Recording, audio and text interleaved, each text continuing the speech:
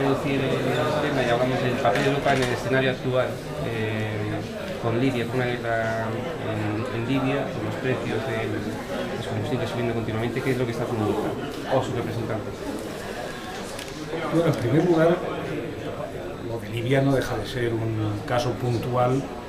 que naturalmente llama la atención y que obliga a actuar, pero el problema fundamental es si conseguimos que Europa se convierta en un actor global suficientemente compacto, influyente, con vocación de intervenir para no solo poder operar en un caso como el de Libia, sino actuar en el escenario mundial para defender los intereses de los europeos y de las europeas y para además impulsar un orden mundial pues, de paz en primer lugar y luego de estabilidad y de progreso y tal, vacunando entre otras cosas ese orden mundial pues, de manera que no podamos estar no solo en la crisis actual, que seamos capaces de superar la crisis actual, pero que nos blindemos para que no tengamos una crisis parecida cada 3, 4, 5 años, porque sencillamente no haya mecanismos para impedir que determinados mecanismos o determinados poderes absolutamente opacos, ¿verdad? Y donde no se sabe ni quiénes son ni dónde están, pues pueden estar amenazando la estabilidad no ya de países, sino de continentes enteros.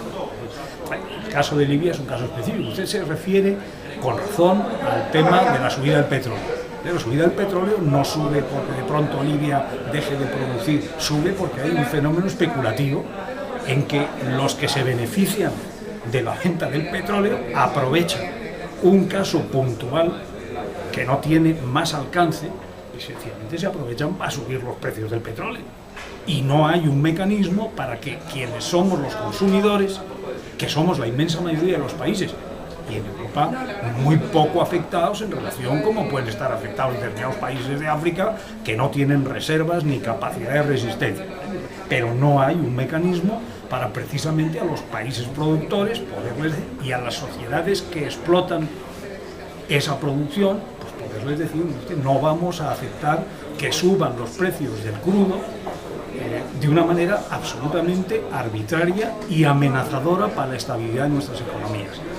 Eso se puede hacer en el momento en que la Unión Europea opere como un actor, como digo, global con capacidad,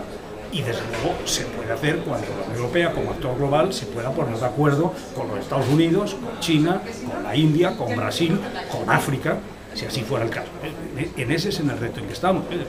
El caso de Libia es un caso específico. El caso de Libia es un caso donde de pronto se produce una movilización popular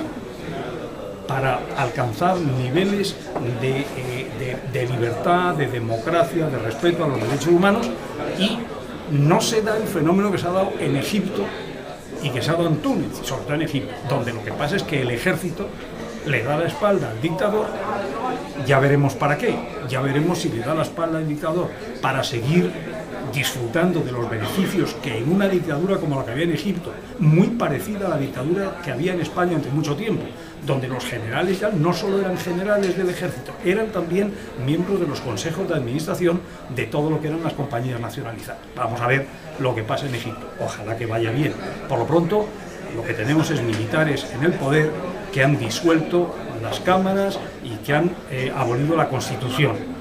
Eso es lo que hay, y con muy buenas intenciones. Ojalá, y desde ahí también Europa pues tiene que presionar para que efectivamente los compromisos adquiridos por los militares egipcios. En Libia ha pasado lo contrario. Por el momento lo que ha pasado es que el ejército se mantiene al lado del dictador, del sátrapa, de todo lo que ustedes quieran llamarle. Claro, ahí nos encontramos con una decisión, miren ustedes, para alguien como yo que vive el pasado con mucha intensidad, porque creo que del pasado es de donde sacan las lecciones para el presente y para el futuro, lo que estoy viendo es un fenómeno que me recuerda inevitablemente a una situación que se da en España hace 75 años, donde hay un ejército por un lado y no hay ejército por el otro, donde hay aviones por un lado y por el otro lado escopetas y mosquetones.